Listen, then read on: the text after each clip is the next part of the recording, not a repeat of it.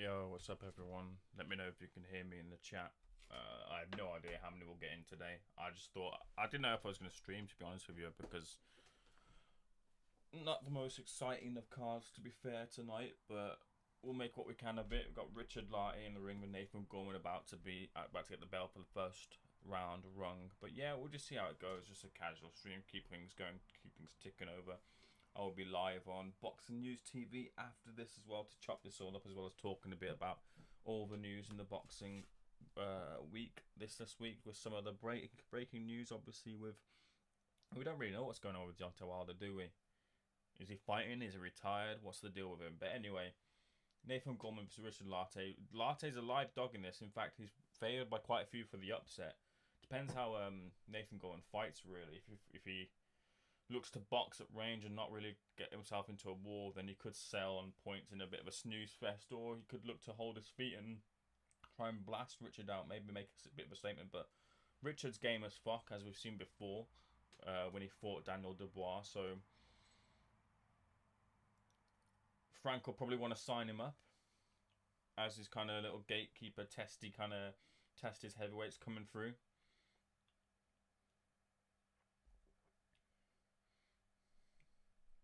Both of them trade jabs. Double jab right hand from Richard Lartey lands. Single jab from Nathan Gorman in the centre of the ring, where the 32 red sign is right in the middle. Nice uppercut on the inside there from Nathan Gorman as a then clinch. Could you tell me when Gorman will be fighting? Nathan Gorman is fighting that right now as Kerry. So make sure you've hit the like and subscribe button here to help me out. I'm calling the action for you here now. So they're in the ring right now. Nathan Gorman and Richard Lartey. Lartey's coming in with an overhand right, which misses wildly as Gorman clinches. I don't think he wants that action. I don't think he wants Richard Lartey to be wild. He wants to control him with the jab and have his successes. He's backing up Richard onto the ropes here. And they're in the clinch again, separated by the referee. So yeah, Nathan Gorman's in the ring right now with Richard Lartey. First round, 90 seconds left.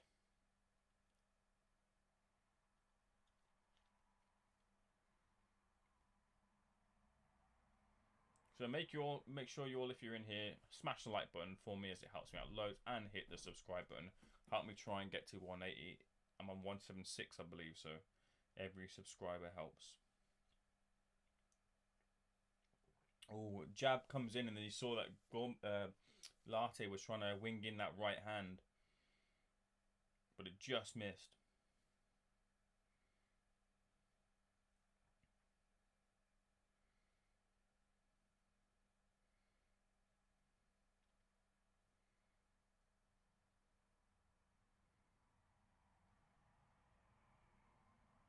Jab, and there's a fast right hand comes through, but Gorman's out the way of it. The jab is the best success there for Lartey in this first round. 40 seconds left. Double jab there. Nathan Gorman just sabotages that combination by throwing out his own jab, which stops Lartey from throwing that right hand, which you've seen him do twice so far in this round.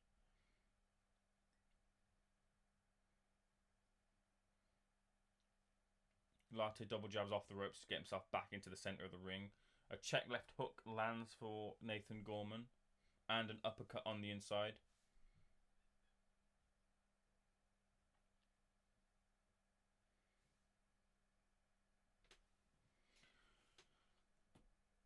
They're just clinching as we're seeing out this last couple of seconds in this first round. This is scheduled to go 10 rounds. This is in the heavyweight division.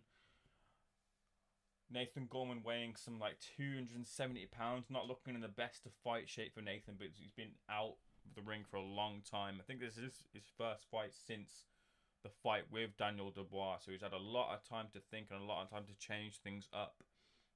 Maybe having some emotional scar tissue there from that fight. But yeah, this is scheduled to go 10 rounds in the heavyweight division. And Richard Lartey is no mug. We've seen him not be a mug. We've seen him against Daniel Dubois and what he's done. And he had Daniel Dubois rocked at one point, which caused Daniel to just, I won't say stagger, but he was just off balance a bit.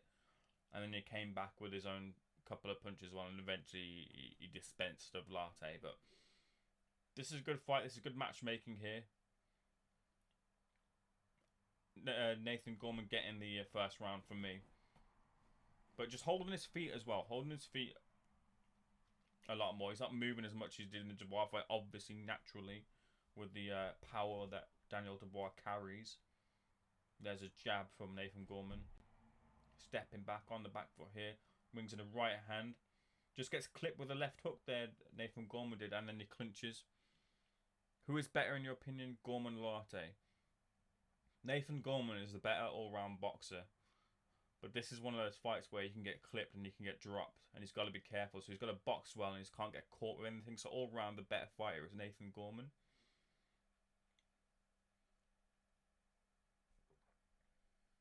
Nice left hook to the body and an uppercut. He's been throwing the uppercut quite a lot. I think he's seen that punch being gets caught with a check left hook there though from Lartey, and they said Dubois.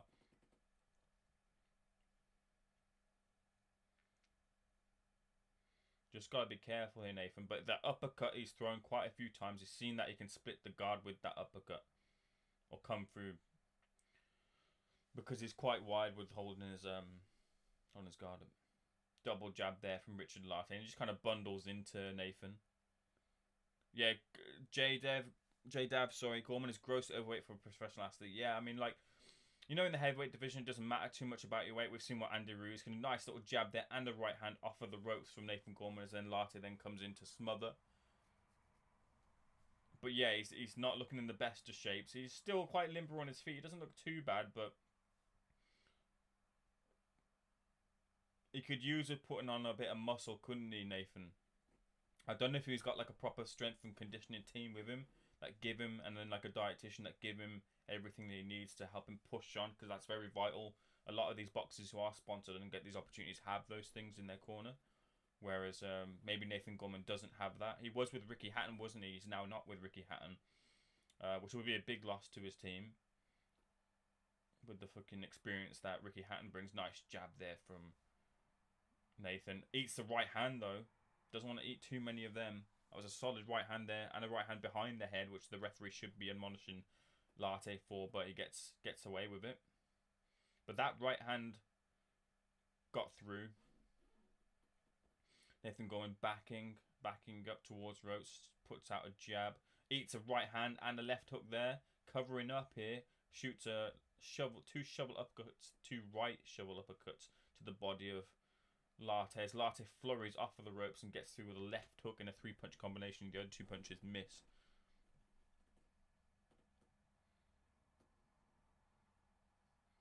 Misses with left hook and then gets caught with his own left hook. So that was good work there from Nathan, seeing the opportunity as Lartey rushes in and catches him with his own left hook. Last 10 seconds of the second round.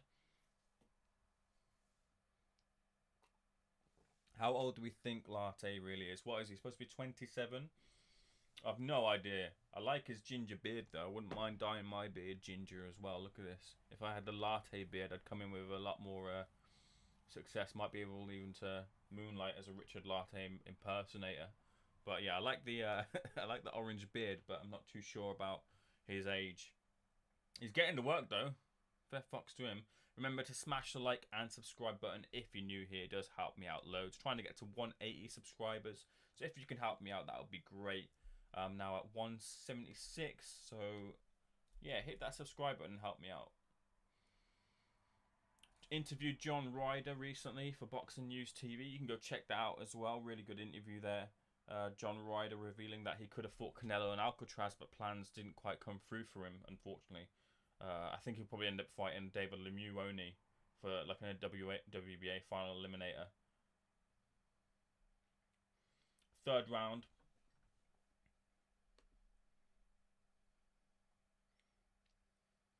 Nice left shovel uppercut there from Nathan and a stiff jab. Just managing the space here, but gets caught again. He's getting caught too easy with that. Gorman in a bit of trouble here, getting caught with silly shots there. Now he kind of smothers Lartey, but that wasn't. He doesn't want to keep getting caught with too many shots. It's the jab and the right hand is coming through too frequently for Lartey, and he's having that success. And sooner or later, those shots will tell, especially the right hand down the pipe.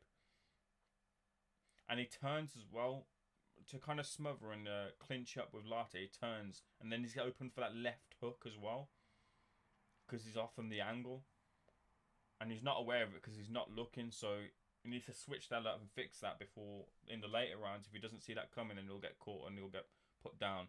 Eats the jab there as well. Lartey on the front foot. There's the right hand again, and the left hook again.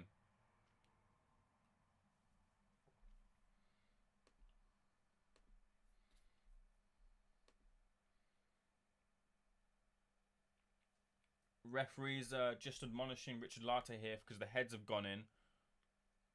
And he might end up taking off a point if the head goes in again.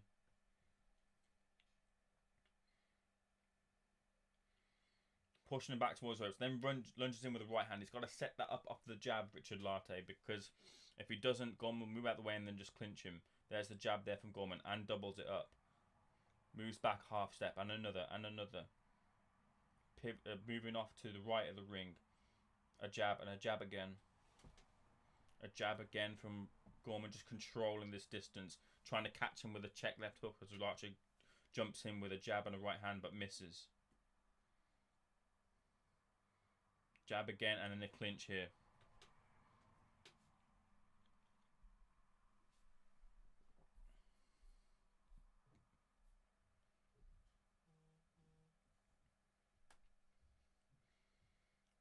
Left hook uppercut combination blocked on the gloves of Richard Lartey.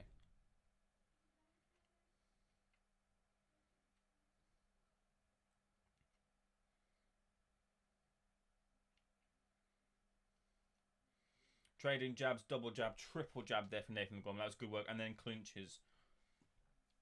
Whatever way Gorman can to stop Lartey coming forward and throwing any punches through those cute little clinches and not getting any warnings from the referee, then he needs to do it.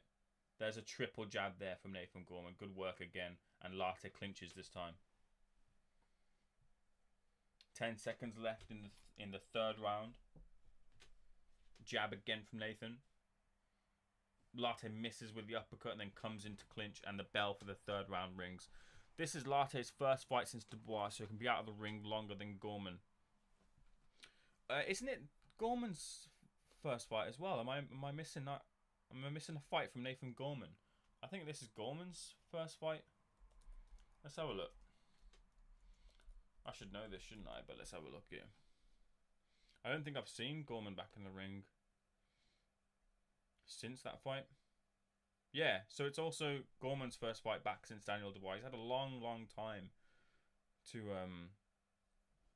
come back from that fight. He's had a kid, hasn't he, in that time? I think that was coming in. He had that on his mind when we had the fight with Dubois, but both of them, man, the fight nearly didn't happen, did it? Because Lartey wasn't going to be allowed into the country. He's had visa problems before, hasn't he? But yeah, he's made it here, and he's making a fist of it. Just gets told off for a headbutt there. Again, hit the like and subscribe button here. Help a guy out here with the boxing content. I got you. I'm on the same wavelength with you now, J-Dav. Yeah, you're right. Left hook, right hand, ending with a left hook, blocked. Gorman with a jab as well. Trading jabs there. Both of them land. Gorman, Dakota Kennedy, Gorman is boxing right now. He's in round 4 of 10. Doing the better of the two, but still not doing too well enough to not get caught and not putting Lartey off enough. So he's getting not having it all his own way here, Nathan Gorman.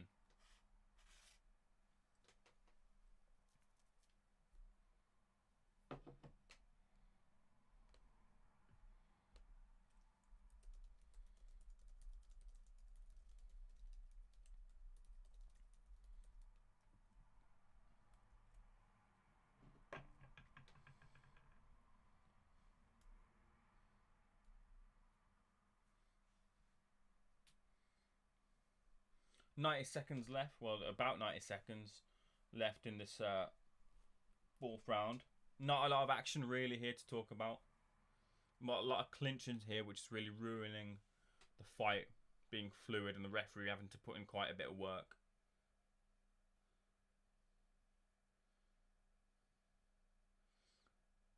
Left hook, right hand, left hook from Nathan, and then clinch. that 3-punch combination, he's done that twice in this round, but if they've all the punches in that combination have been partially blocked by Richard Lartey. Doing well covering up there. Eats the jab though. Double jab, and then there's the right hand. All too predictable there from Lartey, and Nathan's able to pivot out back into the center of the ring and then fire in a shovel uppercut to the body from Nathan. So that's good work there defensively, and then getting in his first phase of offense. Eats the right hand there from Lartey.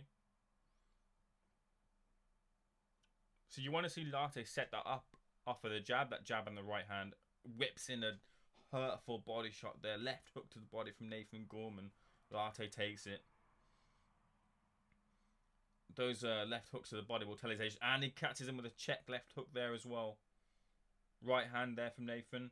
Uppercut on the inside as well. Now Lartey clinches.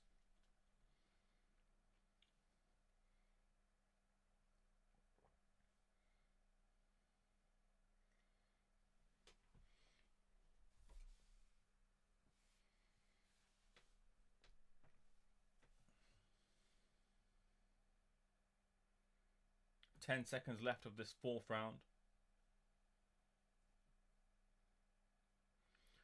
That was 4 rounds done, so there are 5 rounds left.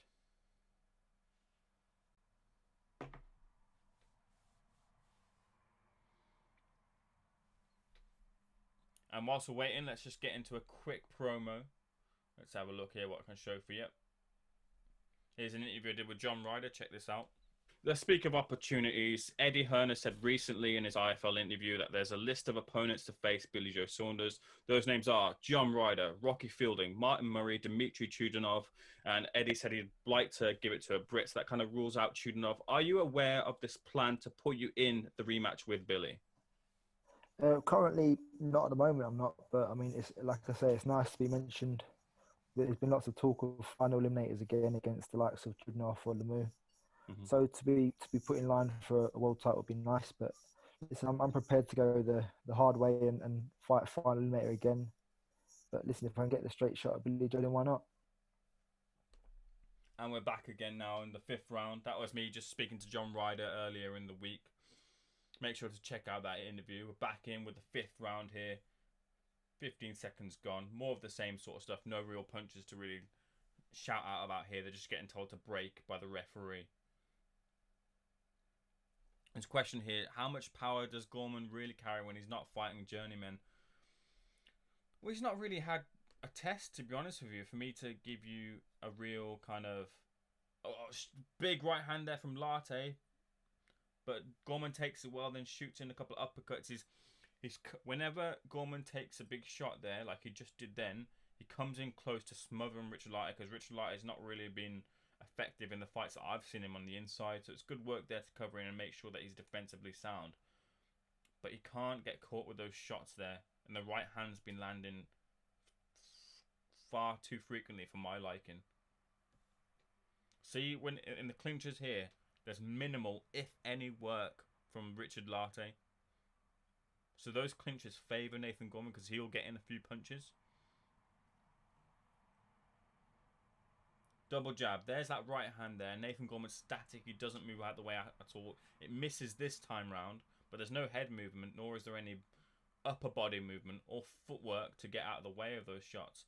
There's a left hook to the body and then up to the head, doubling and tripling up there.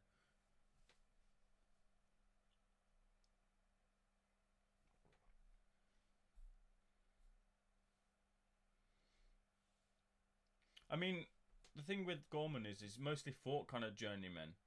I mean, he's fought like Kamil Sokolowski twice, and to get a knockout over Sokolowski, who's durable as fuck. I know he's a journeyman and he kind of goes around, but Sokolowski's the real upsetter, and it's a good benchmark kind of win to say there's enough about him, as well as Kevin Johnson, who's kind of your gatekeeper to the top kind of thing. But he was in a real clash against Dubois, against a real kind of a real opponent who's looking to do the business against him.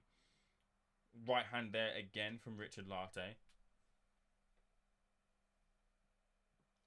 So it's hard to really say how much power he carries.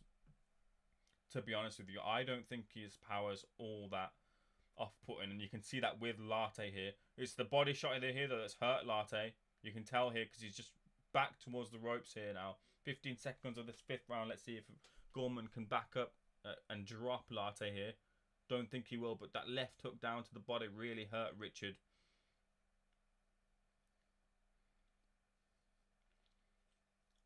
Survives that round there, Richard. But yeah, he's not really doing enough to break Richard down here in terms of single shots and shots up to their head. So I wouldn't really put Gorman's power up top, and that's going to be a problem as he progresses through the heavyweight ranks. Like we saw against Dubois, he wasn't really able to put a dent in him at all. And that was the thing. If you're going to box on the back foot, you're going to have to, for someone who's a puncher like Dubois, we don't even know where Dubois' power level is yet in terms of his power, but you're going to have to be able to provide something back in return to put off someone like Dubois coming forward constantly. They've got to have something to think about, and that's a dig. You got to have that dig, and Gorman for me doesn't have that dig. At least I've not seen it yet. Gorman's 24. You don't know when his man strength comes in. You don't know if he can trade in some of the body weight that he's got for muscle, and then that heavyweight power, knockout power can come in. But it's going to be quite a big change for Gorman to have that come through in his future fights. Round 6, 10 seconds in, double jab, triple jab from Nathan Gorman, and then they clinch in the centre of the ring. No work here from Richard Lartey in the clinch. Mouth open there from Richard, just a sign there that he's tiring. Jab in the right hand and a jab. 1-2-1 blocked on the gloves of Richard Lartey.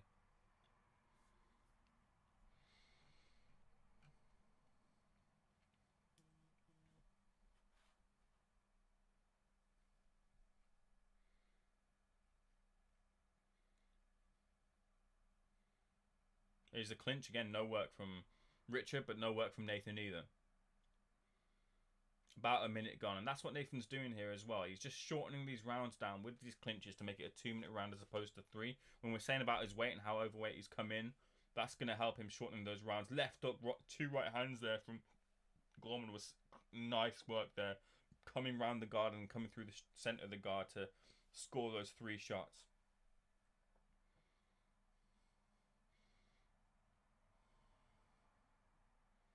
Left hook lands for Nathan.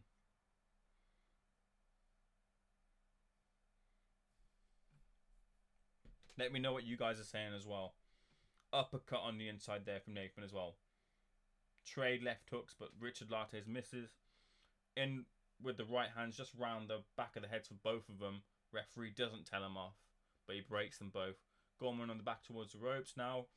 Right hand over the top from Lartey, just misses on the inside here. 2 uppercuts there. Cheeky uppercuts there from Nathan Gorman, who's holding the right hand, of Richard Lartey. There was that point, wasn't there, when Lartey was hurt against Dubois, and then Lartey just went, F it, I'm going hell for leather, and they just started trading hooks, didn't they? Lartey's not quite been at that point yet where he's wanted to do that, but he might get to that point where he just wants to throw. Lartey closing Gorman down. Gorman back towards the ropes. Pushes out a jab, then moves to his left. Pushes out 2 more jabs. Those 2 jabs, the 3rd jab in particular, rock back the head of Richard Lartey.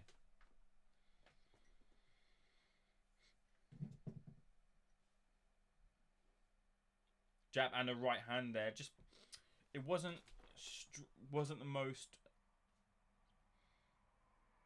perfect of thrown right hands, which kind of like just pushed his face as opposed to throwing it traditionally and conventionally, which I feel like he lost an opportunity there. If he'd thrown a more conventional right hand there, he could have really hurt Nathan, but the right hand got through nonetheless there.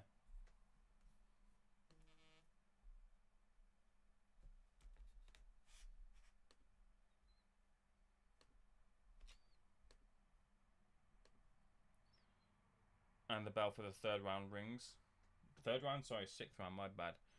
As we're waiting, we're just going to check out one of the other interviews I've done recently. Let's check this out. Give me a couple of moments. We'll check this out quickly. What do you think of this attitude of, like, it doesn't matter, he's not going anywhere, but the other guy is, he needed the win? Yeah. Well, I don't know. That was John Hedges. That was literally it. What you just described there is exactly what's happened. Mm-hmm. Like he's highly touted.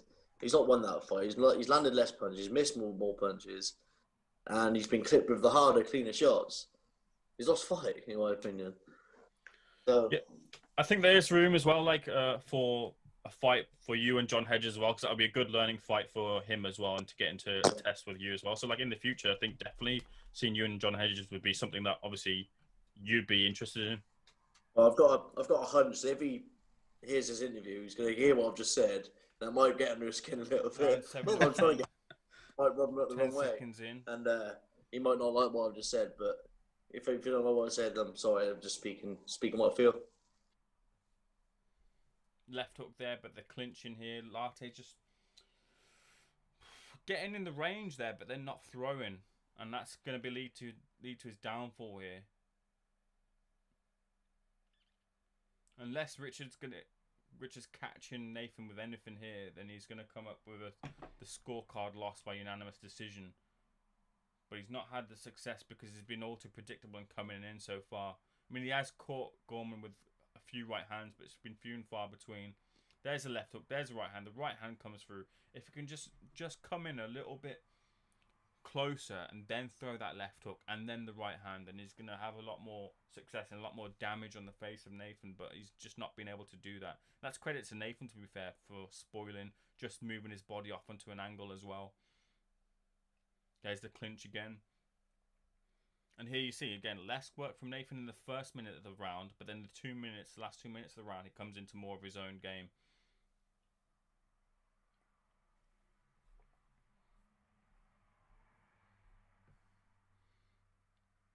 Jab, overhand right. The right hand just risking of coming towards the back of Gorman's head, but just falls short. Lartey pushing his man back now. Eats a jab. Gorman steps forward, throws an uppercut as they clinch. And they're broken by the referee again.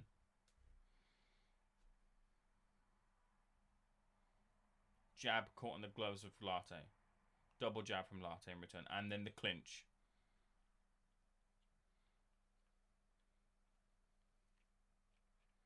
Jab from Nathan Gorman.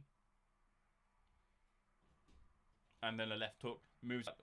Nice little upper body movement there from Nathan to get out of the way of a swinging left hook from Richard.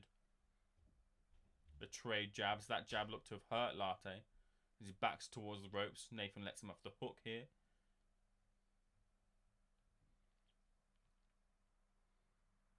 Right hand, left hook from Nathan. And then the jab, and then the clinch. You kind of want to see Nathan now just kind of step on the gas a little bit maybe in these last few rounds. Not last 2 rounds. There's still 3 rounds left.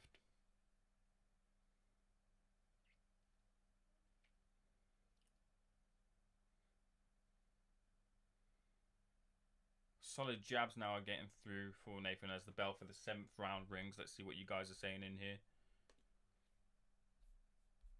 Oh, there we go. Sorry about that, guys. I forgot to click the scene button. That would help, wouldn't it? My apologies there to you guys. Yeah, so how many... Let's get to what you guys are saying here. How many rounds left? There's 3 rounds left. Gorman didn't bother Dubois too much from memory. Nah, he didn't. He just kind of just kept walking backwards and he was just taking those punches until he was eventually stopped. Lartey's limited but tried, doing his grandkids proudly. Yeah, this is the thing, Lartey's game was fucking... He might just go into Lartey mode like he did against Daniel Dubois. Where he proper just thought, fuck this, I'm going to go for this. I'm going to try and knock out Daniel. It was after he was hurt. So maybe if Gorman steps on the gas and tries to get Lartey out, then Lartey will come out firing. Lartey will knock out Gorman. Lartey was not treated fair for Dubois fight. Yeah, maybe. Some people, that's what Lartey said as well, but I don't know. Dubois would have got him out there sooner rather than later. Which round? We're in round 8 now. Who's winning? Nathan Gorman is. Make sure you hit the like and subscribe button, guys. Help me get to 180 subscribers. I'm not there. Some new faces in here. Zach_Unagi, JDab, SKRay, and some old faces as well. So make sure you hit the like and subscribe button. Help a guy out. 30 seconds into round 8.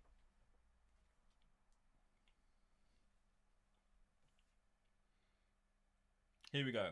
You're going to see it. Minimal workout now from Nathan Gorman. Into the last 2 minutes, he'll start coming alive.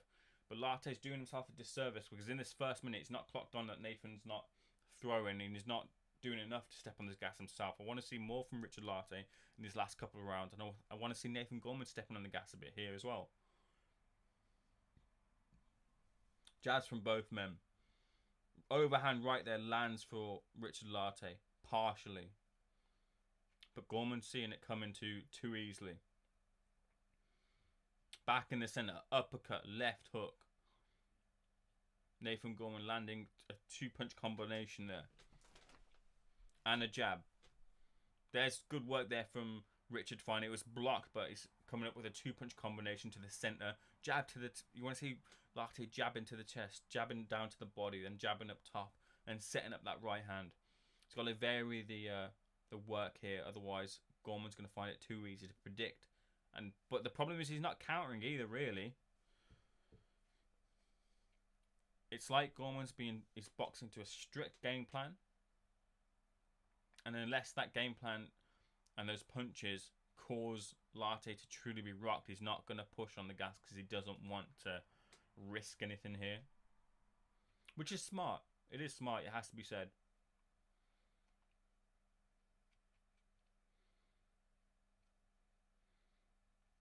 Jab and a clinch. Uppercut on the inside and a left hook, but the uppercut lands, but the left hook didn't from Lartey. And then they trade left hooks there. They traded Lartey and Gorman. Lartey threw a left hook to the head, and Gorman threw a left hook to the body. You don't want to trade a body shot for a headshot there.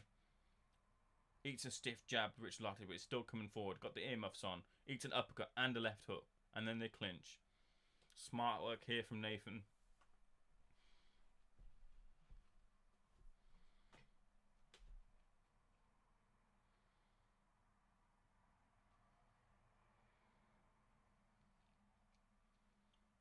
Lartey promised something special in his seconds out interview. Hasn't quite come up with something special just yet. He's got 2 rounds left to do it in. The 9th and the 10th.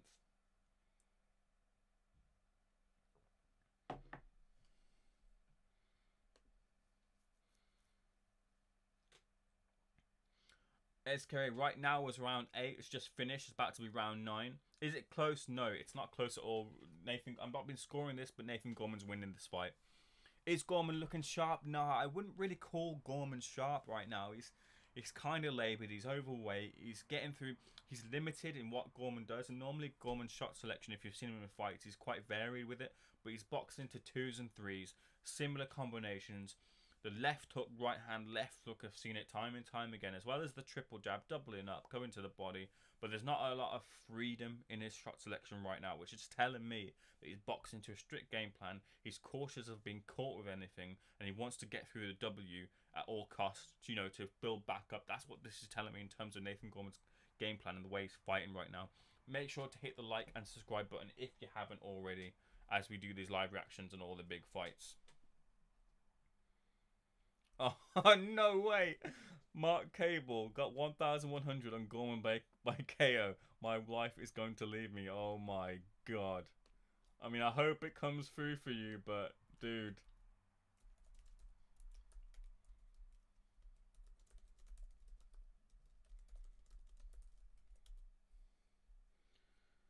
Well, let's see if we can do it. There's 2 rounds to do it here. 6 minutes, just under 6 minutes for Nathan Gorman to secure you that KO that you've got. Hope it comes through for you. If it doesn't come through, at least put a smile on my face. Make sure you hit the like and subscribe button here if you're new. Helps me out loads.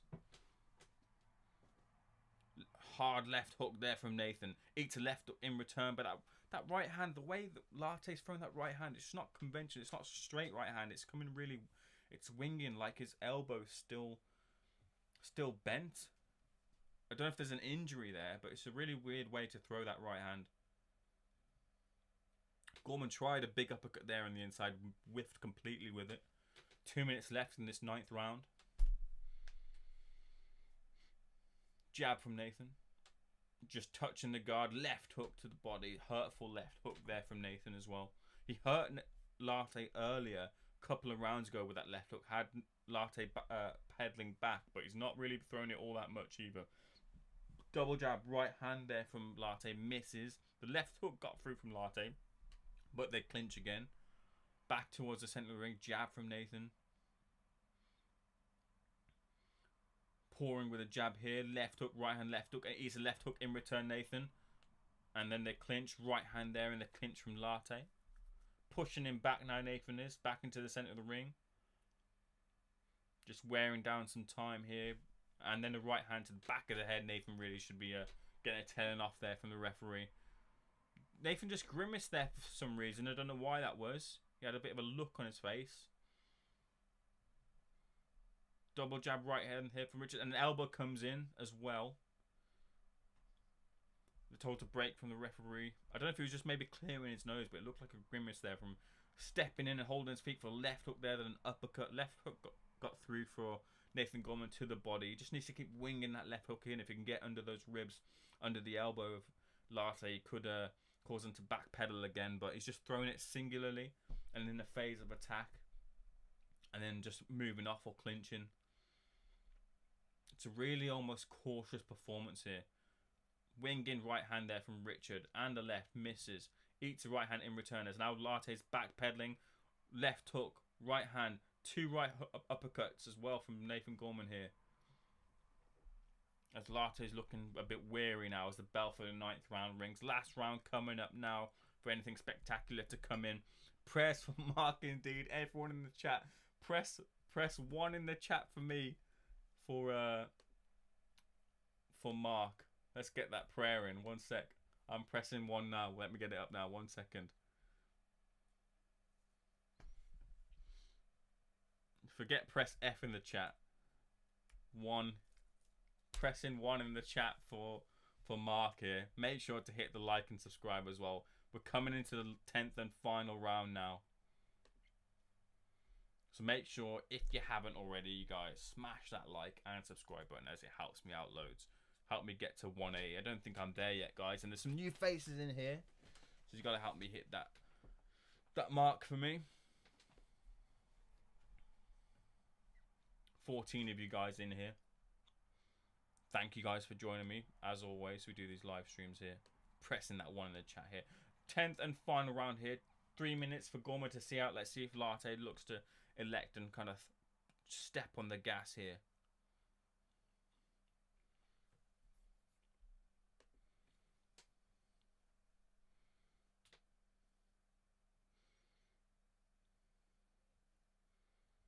There's the jab from Nathan, tripling it up, then moving off to the left. Double jab right hand from Richard. Gorman looked to pivot him off and then push him towards the back ropes, but then Lartey clinched him and stopped any offense coming in. Go on, Nathan. Now's the chance, now's the time to just push on a little. Try and get your man hurt, get knocked down. Left hook to the body there from Nathan and the clinch.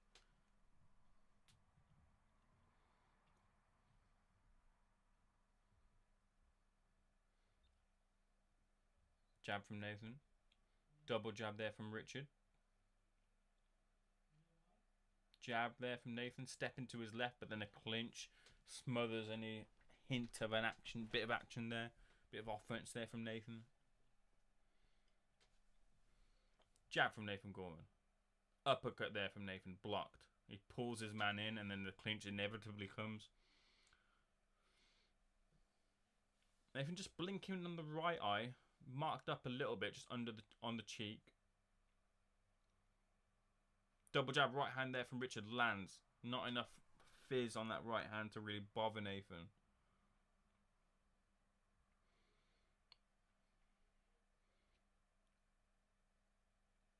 Just over a minute left. Again, another clinch here.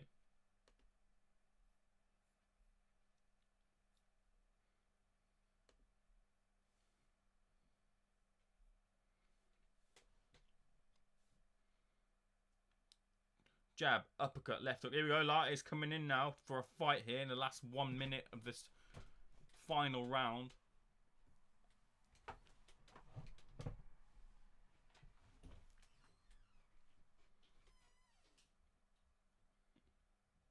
Double jab there from Richard and then the clinch.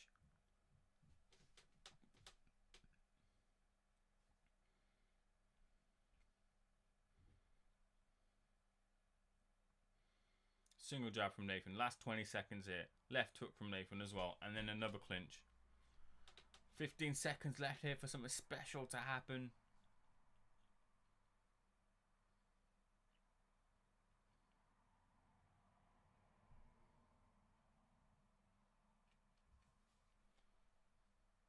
Nathan Gorman there for me after the bell for the 10th round has picked up the victory. Lartey raises his hand. Gorman raises his hand, but I think Nathan's come through. He might have shipped a couple of rounds maybe, but I think he's got the victory here. 7-3, maybe an 8-2.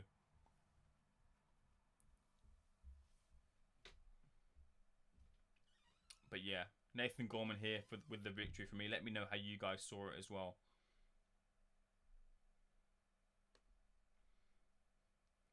Oh no, Mark Cable in the chat has lost.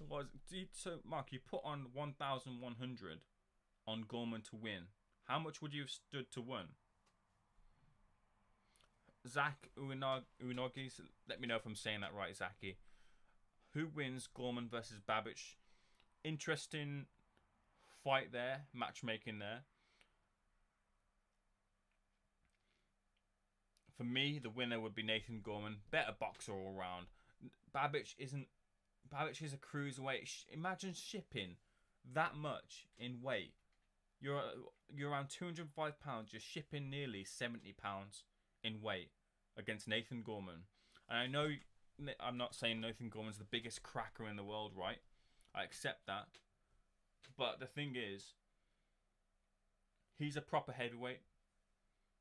Babic isn't. Babic isn't the best of boxers. Nathan Gorman, as J Dab is saying, is well schooled, a good boxer, got good pedigree, knows his way around the ring. When Babic comes into a fight against a fighter like that, he's going to get shown up. That Babic steam train, I'm not on it at all. He's a fun fighter. He's nice enough to watch. He'll beat the Niall Kennedys of the world. But the problem is when he comes up against proper opponents, Babic is going to get found out. He might even get found out against Tom Little. I'm telling you right now, he might even get found out against Tom Little. So for in terms of Babic versus Nathan Gorman will pick up the victory there. I'm so sorry, Zachy. I'm so sorry. You're gonna have to say it for me. You have to say it for me, bro. So yeah, make sure we're gonna get the victory here. Let's have a quick look. I'm gonna call you Zachy, mate. Scorecards here. 99.92.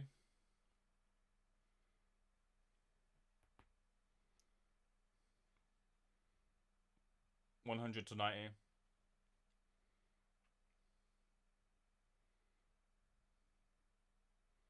Nathan Gorman picked in the victory by unanimous decision. Being a bit harsh there for Richard Lartey.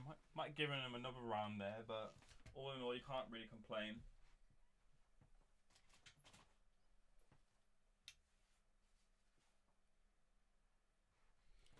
Either way, it's Nathan Gorman picking up the victory. Just getting that hat on there.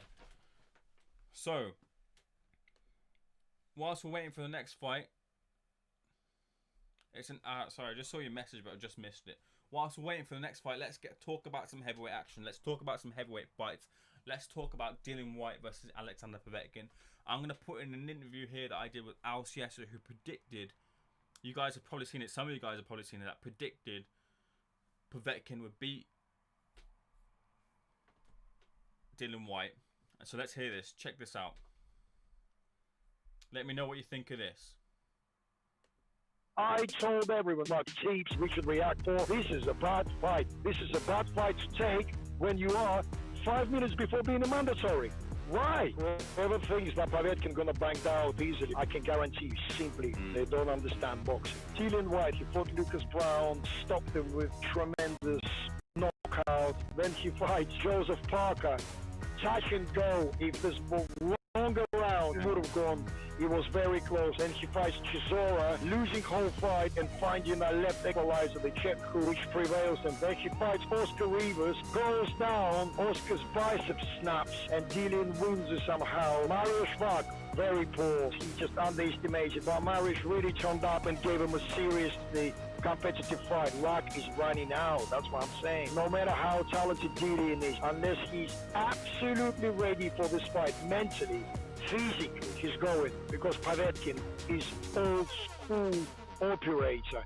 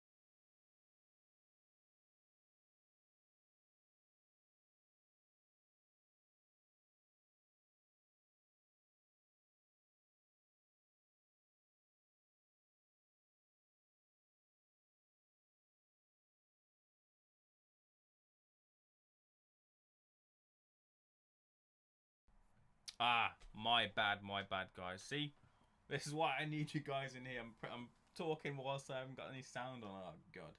Anyway, right. So, as I was saying, that was a crazy knockout, wasn't it?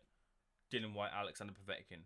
The winner, by the way, Pepe 00, was Nathan Gorman, who won on unanimous decision. He got the scorecard win. Nathan Gorman wins. Dakota Kennedy asking as well, who won? Nathan Gorman won against Richard Lartey, and he progresses. He comes up the ranks and gets his career really back on track after what was a damaging loss, really. I mean, both men can come back. We saw it at British level, wasn't it? Anthony Joshua, Dillian Whyte, both men fought for that British heavyweight title, and both men have gone on to winning and successes in the heavyweight division, obviously to varying degrees. Dillian Whyte not had his title shot. We won't talk about what that is in the 1,000 days and all that sort of stuff like that. We know Dillian has had opportunities to fight for the title and he hasn't taken it, so whether you can say it's his fault or not, we won't get into that. But Anthony Joshua, whereas he's obviously had his success and been champion twice, but Nathan Gorman gets himself back on the ladder, back in heavyweight contention and back building. So yeah, how do we think that fight, Dillian Whyte versus Alexander Povetkin 2, is going to go? Because it's a very quick turnaround from the first fight.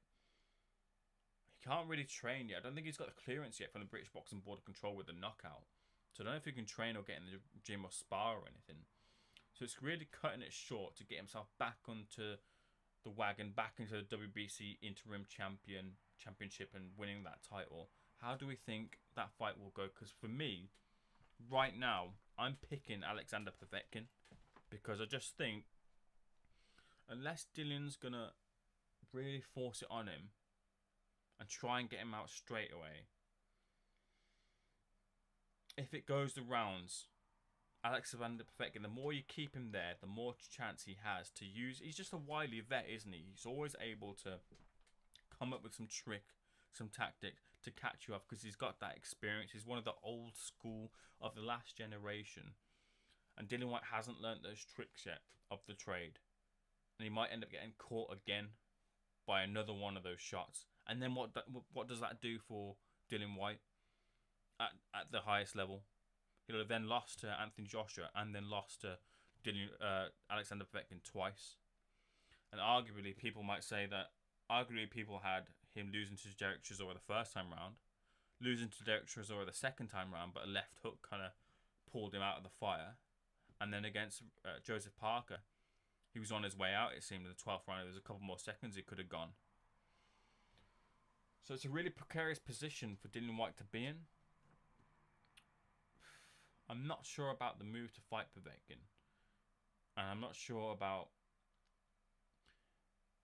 We don't know enough about Xavier Miller really here. Xavier Miller will kind of earn his corn here, won't he? If he can help maneuver Dillian Whyte into the victory against Alexander Povetkin. I think it'll be a good win on his record if he does get it. I just want to see that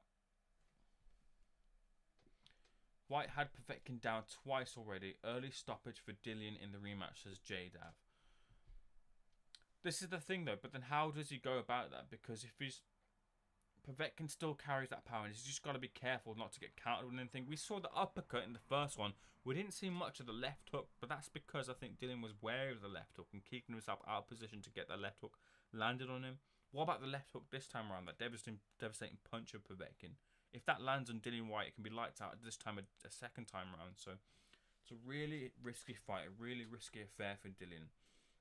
I think if he's going to come through, I think he's going to have to be really educated about it, really measured with his performance, like in the way we've sort of seen Gorman here, just really not looking to engage. And if he does have Povetkin on the ropes, keeping the focus, and then pulling the trigger maybe in the later rounds, like in the sort of way that Joshua beat Povetkin, just keeping him measured. Obviously, Dillian doesn't have that range and that height that Joshua does, which obviously helped him. But it's a tough one. It's a real tough one. J-Dab saying, Povetkin is 40 plus his punch resistance when it is. And we did see that. And it was almost like Adam Smith and Matthew Macklin were wheeling out the eulogy, weren't they, for Povetkin once they were saying, you know, he's 40, he's been in the ring, he's taken his shots, the punch resistance is kind of gone. It looked like the eulogy was being written, and then Povetkin just changed that in an instant. Yes, it definitely has gone, for sure, or it's going. But Povetkin has to... bloody hell, my name's all over the place. It's late, isn't it? Whyte will have to set that up. I want to see Whyte win. At the moment, I'm just unsure. I'm going to wait for more to come out from the Whyte camp. See if there's a new coach addition. If Colwell's a permanent fixture now coming into this fight, or it's Xavier Miller. See what it's about. I want to see Dillian win. Let's hope Dillian does win. Either way, I'm really looking forward to that fight. I can't wait for it. And you got Lomachenko versus Lopez as well coming up. That's going to be a cracker as well. Can you imagine? I don't know if I'm going to stay up for, though, Fight TV. Fucking late one that is. 5 AM sort of thing. I might have to, though. We'll see how it goes. But yeah. Let me know what you think as well. I'm going to go into another quick promo whilst you guys are waiting. Pepe00, who won the fight. I don't know if you're trolling me here, but Nathan Gorman won the fight against Richard Lartey. We're now getting Liam Williams against Andrew Robertson. Liam Williams should come through this quite easily. Make sure you guys here smash the like and subscribe button. A few new subscribers here. A few new faces, here, that I haven't seen here before. Glad to have you guys in here. Pepe00, J-Dav, Dakota Henry, you've been in here before. Kere in here. Zaki is in here as well. Make sure you hit the like and subscribe button here. Helps me out loads. Trying to get to 1 AM. 2 off. So do help me out here. Let's just check out what Louis Van Pooch, who I interviewed recently, said about his fight on the Matchroom undercard, Boaty versus Kalic. He fought John Edges in a contentious decision. Let's see what Louis Van Pooch, Journeyman Louis Van Pooch, the nation's favourite journeyman, had to say about that fight. What do you think of this attitude of, like, it doesn't matter, he's not going anywhere, but the other guy is, he needed the win? Yeah. Well, I don't know. That was John Edges. That was literally it. What you just described there is exactly what's happened. Mm-hmm. Like he's highly touted. He's not won that fight. He's landed less punches. He's missed more punches, and he's been clipped with the harder, cleaner shots. He's lost fight, in my opinion. So yeah, I think there is room as well, like for a fight for you and John Hedges as well, because that'll be a good learning fight for him as well, and to get into a test with you as well. So, like, in the future, I think definitely seeing you and John Hedges would be something that obviously you'd be interested in. Well, I've got a hunch that if he hears this interview, he's going to hear what I've just said. That might get under his skin a little bit. Not that I'm trying to might rub him up the wrong way, and he might not like what I've just said. But if you don't know what I said, I'm sorry. I'm just speaking what I feel. Right then, so that was Lou Van Pooch, the nation's favourite journeyman, talking about, as I interviewed him earlier in the week, about the fight with John Edges. John Edges took on Jan Arden on the Matchroom undercard, Waxy versus Kalic. And if you saw that fight, a lot of people saw that fight, and a lot of people saw John Hedges losing in a 4-round affair against Jan Arden, but he didn't get the victory. And I thought it'd be good to get Lou Van Pooch's thoughts, because as a journeyman being in the way corner, he'll have been in that position in many different times where he'll have seen himself winning, he'll have thought he's won, but he hasn't got the victory on the scorecards. And that's why I wanted to speak to him. And this is the thing, it's like there's this kind of notion or attitude where like, oh, that person's not going anywhere, but he is, so let's give him the victory, let's not damage him, he can take the loss. And that's wrong, isn't it? If you've lost the fight, you've lost the fight, and therefore on your resume you should have that loss. Doesn't matter whatever level you're at, doesn't matter if you're fighting a journeyman or the world champion. If you lose, you lose. But they're given these victories or given the draw or whatever it is just to save their hide, isn't it? Save their backside. And it's a shame, really, when people like Poochie as well, they're journeymen who they can fight, they know what they're doing, they know their way around the ring. They'll have won fights, they'll have won many fights, they've actually got the loss on because of that. And it's such a real shame. J Dab here saying, yeah, that John Hedges' decision was ridiculous. Not impressed with Hedges. Amateur style, no power. Yeah, the thing with John is, like, I mean, it's not his fault that happened. That has to be said first and foremost. It's not his fault that the referee saw that fight that way in John Lewis. But he was missing shots, a lot of shots. He's 19 years old. The power hasn't come through because he's 19, he's young. He's not going to have that man strength come through yet at all, is he? So there's a lot to work on, but he's thrown at the deep end and he lost. For me, he lost that fight. So follow it through. He lost that fight, so the loss should come through on the record. But he was given one there. He was given the victory. He's come through one, and Sam Jones said he's managed by Sam Jones. So that's Sam's S-Jam Boxing, isn't it? Who've got a stable, really good stable actually coming through with Sam Jones, Joe Joyce, Lerone Richards, John Edges. He's kind of said, look, a draw means basically that he lost the fight, but there's a lot more to come from him. It was a bad day at the office, but it doesn't excuse it. It doesn't excuse it that he has lost that fight. But yeah, it's just a shame, a real shame. Let's get to what I also wanted to speak to Lou Van Pooch, because you guys have noticed as well, I'm sure you've seen, journeymen aren't getting work at the moment right now because of the current landscape of boxing. So let's get the thoughts of Lou Van Pooch on why journeymen are being frozen out of the scene right now. I think it's really interesting what he has to say here, so check this out. All the years of playing the game for promoters, like anyone that knows boxing knows what I mean by that. The casual probably won't know what I meant by playing the game, but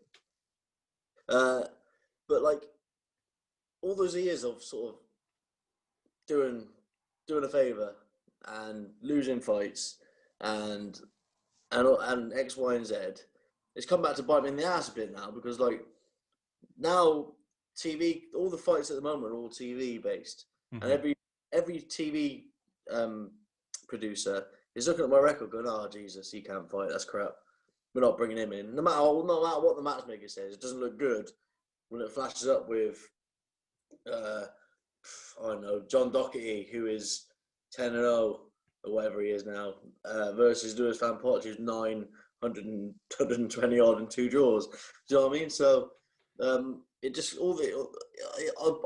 but then they've gone with these people who are also ticket sellers on smaller hall shows, and because they've fought people like me in the small halls and got themselves to 3, 4, 5-0, but aren't really up to much, they're getting found out on these bigger shows against bigger lads, which are bigger names, which are so Journeyman is sort of getting overlooked at the moment. I just need like a promoter, or a matchmaker, or someone just give me an opportunity, and just so like I don't have to fight like a Journeyman every time. I can fight, like just let us have a fight. I'll put up a better fight than what these people would do.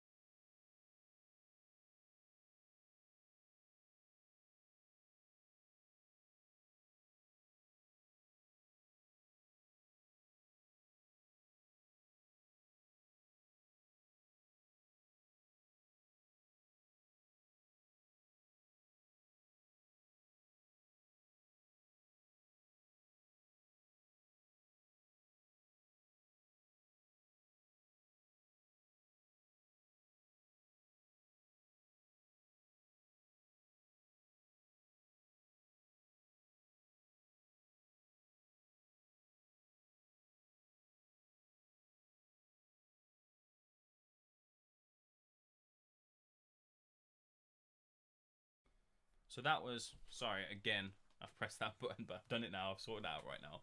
So that was Louis Van Pooch there, talking about the game. And the game is, if you don't know the game is essentially, right, you've booked me to fight.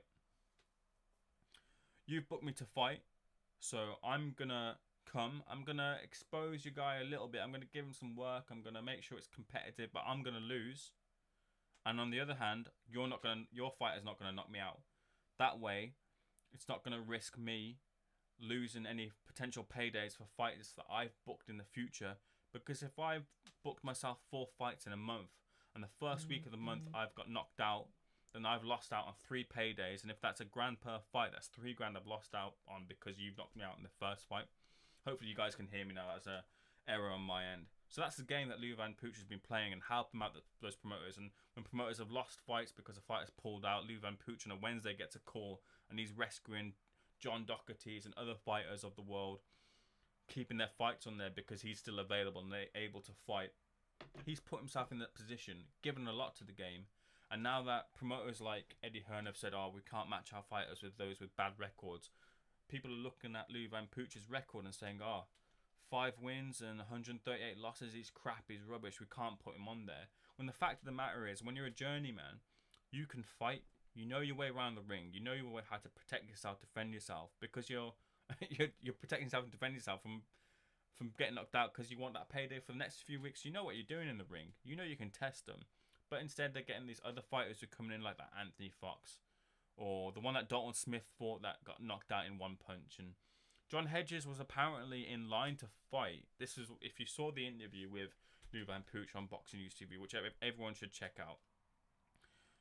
He was in line to fight John Hedges. They put their name in the hat there, but instead they went somewhere else. And what happened. But the thing is, at the moment, journeymen who've given a lot to the sport, they're the most active boxers in this sport, aren't getting any work at all. A few of them are now, but most of them, really, they're kind of being neglected, overlooked for the sake of the record. And it's a shame for someone like Poochie, because look, he had, in the period from last year, from April to December, he had 25 plus fights. Now in the same period in 2020, he's had none. So $1,000 per fight, that's 20k he's looking out on losing on, 20 grand. Imagine if he didn't have a job. Imagine if he was just a journeyman who was surviving on that 20k. He has a job, he's a lift engineer, so he's sorted on that end, but still, he's losing out on 20 grand. That's unbelievable, and it's just such a shame. Hopefully, the likes of Louis Van Pooch and others will start getting work. They've started giving them a call and things, so in the future it could happen, but it's such a shame at the moment. Hopefully it all clears up and we'll all get back there, and then the likes of Van Pooch can get back and get working. But Boxing News TV in here, that's the father and proprietor of Boxing News TV, Ben Faruqi. Broadcasters and promoters killing off the journeyman. Sad times. It is sad times indeed, but people are cutting their cloth accordingly, and the cloth is being cut accordingly as well in boxing. A lot of fights aren't getting picked up, like Lomachenko versus Lopez. Kell Brook versus Terence Crawford might not get picked up either, which is a shame. It seems that in football, where other things are being cut, actually they're charging people pay-per-view now, so football fans can feel our pain in terms of the amounts of pay-per-view that are being thrown out now. But the cuts are happening, especially at Sky Sports. They're cutting down at the fucking boxing level. Everyone seems to be having to take a haircut to have to make a fight like Dubois and Joyce have done. But yeah, it's just annoying. It's really annoying right now. Jay Dav, sick of journeymen that don't belong on televised bouts, cheats the viewer. The thing is, Jay, they're just some shit. You don't want to see some fighter getting blown out, you know? Like we just saw with Fandino, Willie Hutchinson versus that Fandino guy, Jose Fandino, the guy that fought Martinez last. What the hell was that? What the hell was that, really? Louis Van Pooch would have given more rounds than that Fandino done.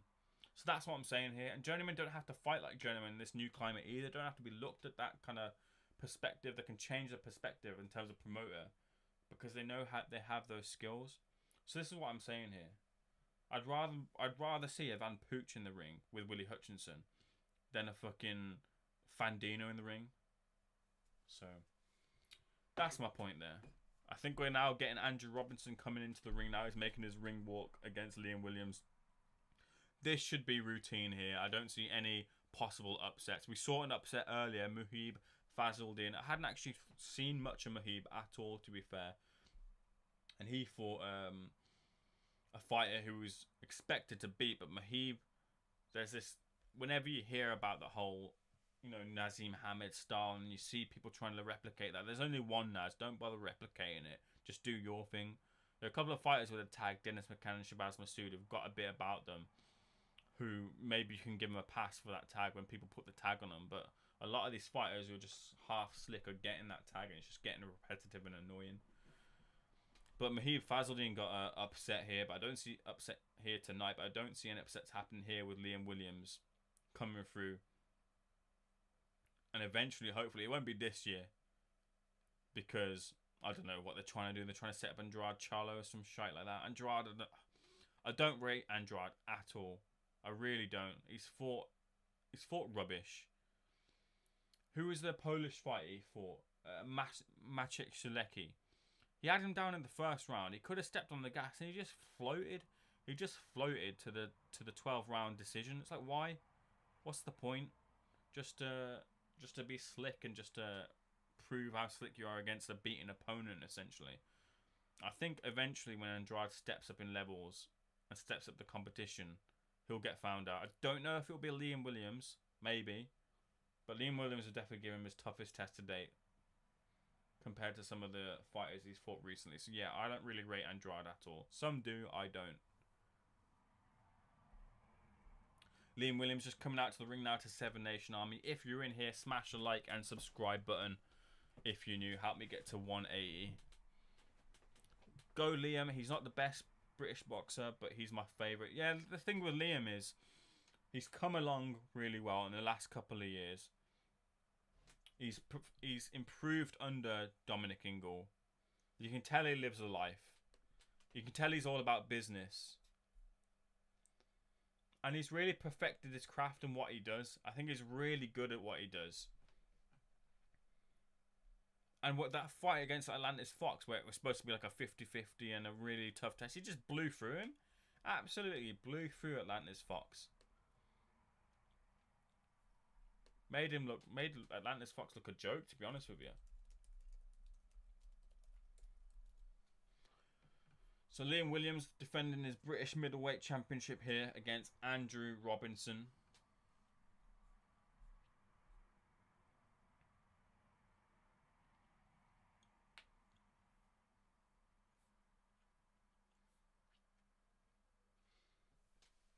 So I wonder what Liam Williams will say after this fight. I think Eddie said, look, because Liam Williams has fought a fight, we're going to take a fight. So Andrade will get another fight. And then in February of March next year, they'll look to set up that fight. So, a bit of time, annoyingly. But, fucking Andrade, man. Let's see the powder puff he's fucking fought.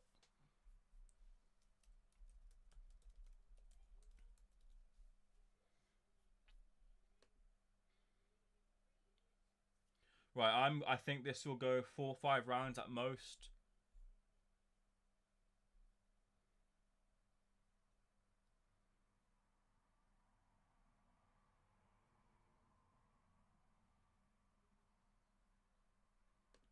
I should really be supporting Robinson. He's from my neck of the woods, Birmingham, and I like to shout out.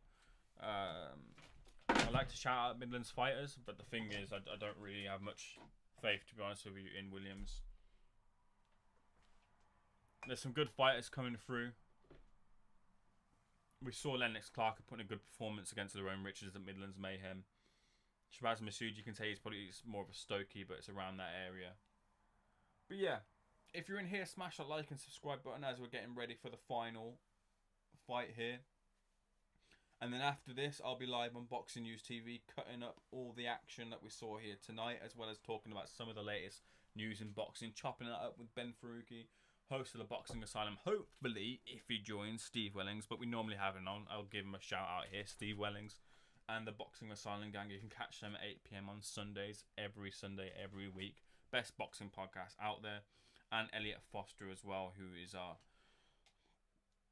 part of our Boxing News TV team. So, as you can see here, smash the like and subscribe.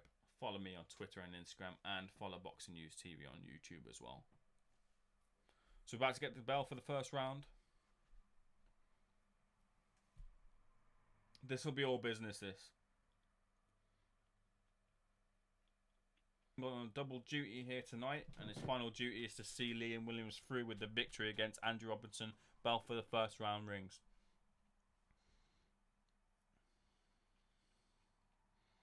Liam Williams in the red, and Robinson with a lion on his short set. He's already buzzed here.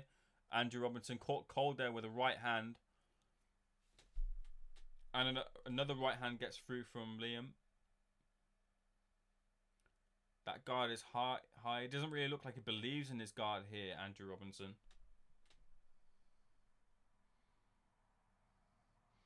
Triple jab there from Liam. Moves out the way of the right hand.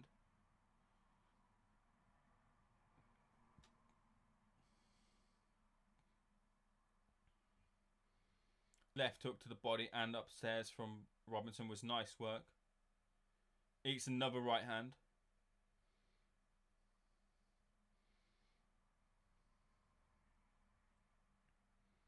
Complaining of a headbutt there. And I think Liam did catch him with the head. And Liam's just jumped up on him now. Left hook to the body and the right hand. And Robinson looks in some trouble here. Right hand again and then the left. Williams pouring it on here. Double jab, overhand right, uppercut, left hook. Wilton here is Robinson. That looked a bit low there. But Robinson is down here. He's getting a count. 4, 5, 6, 7. I don't think he's getting up. 9. He's been counted out there. Well, it's over in 2 minutes. And Williams just looks... I don't know. It did look a bit low. I think from the first viewing that was low. But he's also complaining about a cut. Is there blood on the head of Williams? There's blood pouring down the left eye of Robinson here. He's complaining about something. There's blood on the forehead of Liam Williams. I don't know if that's a cut of his own or just from the eye of Robinson here. But let's watch that again.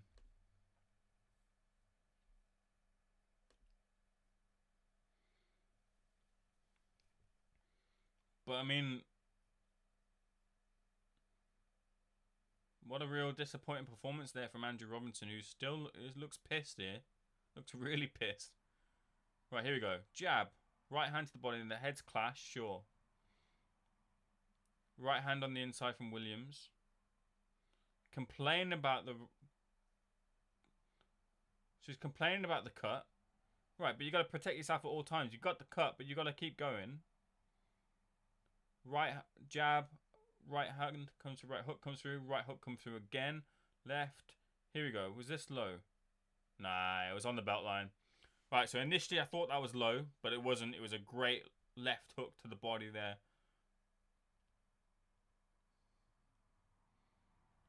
Yeah, right hand over the top.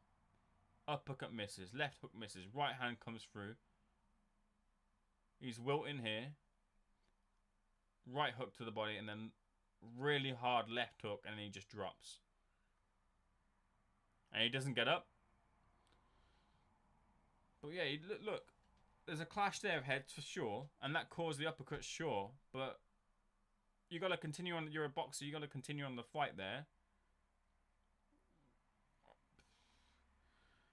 Well, a disappointing performance there from Andrew Robinson, who's smiling now. Let's see what he says. We'll stick around to see what they both say in their post-fight interviews. But the official decision here, stoppage for Liam Williams as he moves on in 1 round against Andrew Robinson.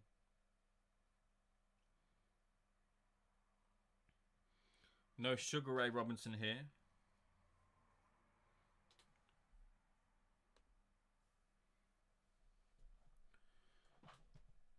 J-Dav saying accidental head clash, perfect body shot, guys complain about nothing. Yeah, like, I just wanted to see what he was saying, like, if he had any gripe.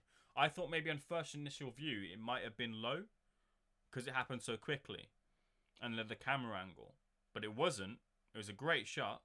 So I really don't know what he's complaining about there. You got the head clash, sure, but move on and protect yourself. And Liam Williams comes through with the victory. We'll just stay to see what he says. See if he calls anyone out. Make sure you smash the like and subscribe here. We're watching Liam Williams live react, getting his victory by stoppage in the first round. Couldn't hang really, Robinson. Couldn't really hang.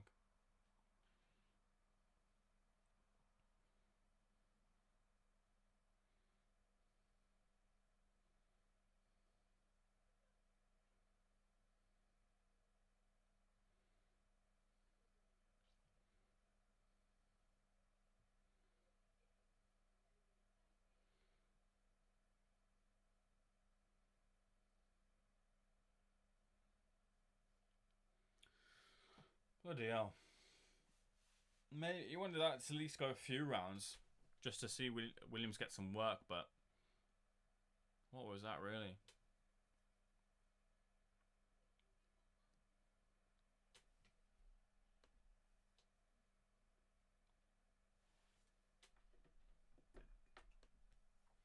Right, so whilst we're waiting for this post-fight interview, let's recap what we've seen here today. I watched earlier Mark Chamberlain get the victory up in the lightweight division, improving to 7-0. Chamberlain was getting caught a few times from left hooks, but he dropped his opponent Sean Cooper twice in the 7th. Once in the 7th with the right hand to the body, and then earlier in the rounds as well. But he did make it on the scorecards, made it see through on the scorecards. A good learning fight there for Mark Chamberlain, who went 8 rounds for the first time. Jacob Worth Fishing, a subscribe to. Great to see Jacob here. Thanks for subscribing to the channel, helping the guy out here as I'm doing the live streams, joining me on these live streams. We do these live streams for all the big fights. I'm nearly there at 180, so if you're in here and you're new, make sure you smash the like and subscribe button. Here we go. We're getting Liam Williams now, I believe. Get his post-fight interview, his reaction now.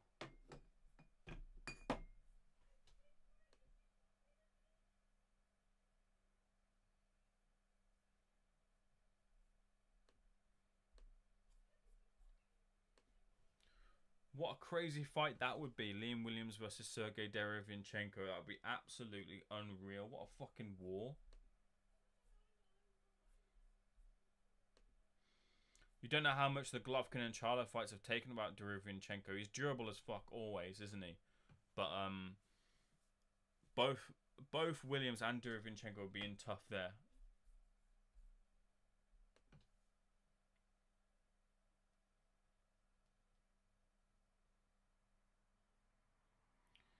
Willie Hutchinson saying that he wants the British title before Christmas. Lerone Richards is the British champion, isn't he? That's a really tough fight for someone who hasn't fought anyone who's coming to win against him. So I don't know about that. There's a lot of time with Willie Hutchinson to just slow the roll.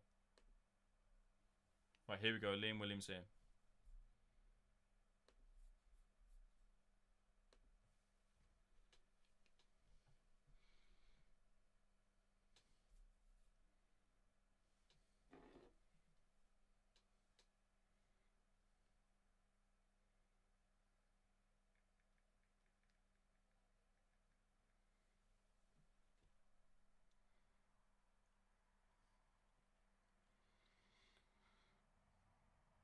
He's waited a while, ain't he, for that WBO title shot.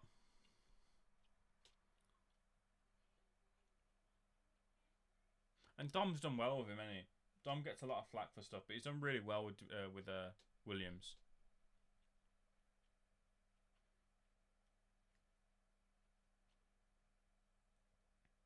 Yeah, you can tell with Williams that he's just a proper gym rat, can't you?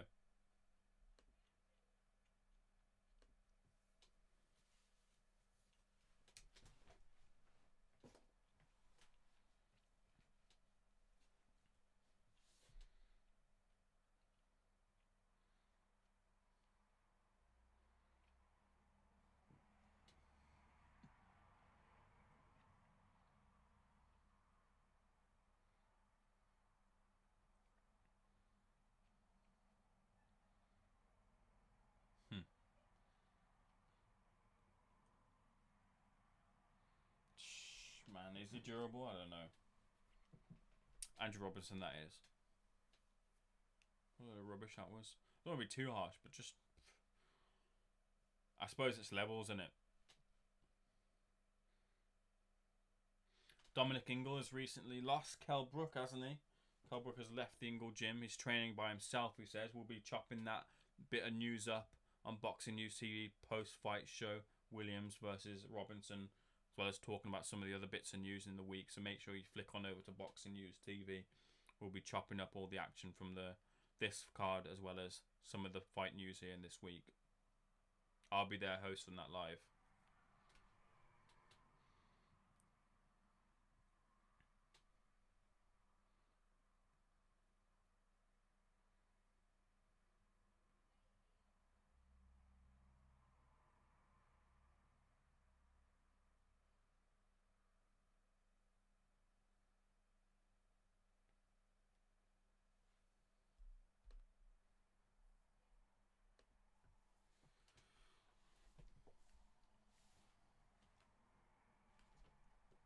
Yeah, so they're still talking about Andrade. They're not calling anyone out, so it's going to be Andrade they're looking for. It's going to be March, February next year, isn't it?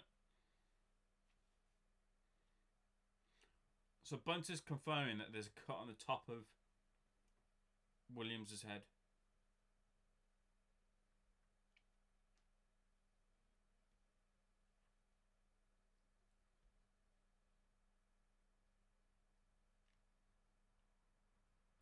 Okay, so Williams is offering to come out before December in another fight just to win out the British title, which is more likely to see as opposed to him fighting Andrade next. So yeah, February, March time next year, I reckon he'll finally get a shot against Demetrius Andrade.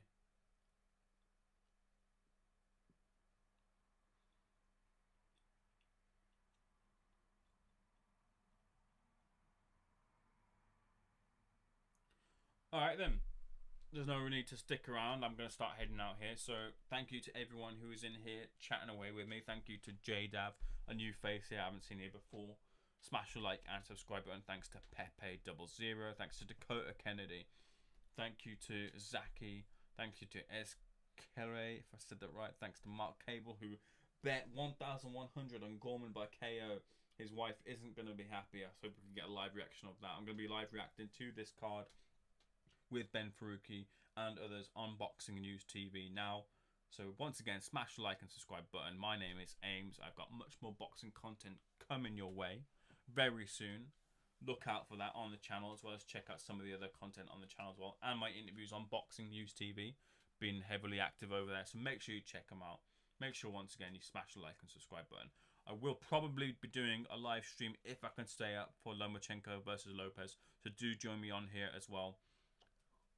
So once more, smash the like and subscribe. There's much more boxing content coming your way. We saw Nathan Gorman beating Richard Lartey by unanimous decision and rebuilding his career with a win over Richard Lartey.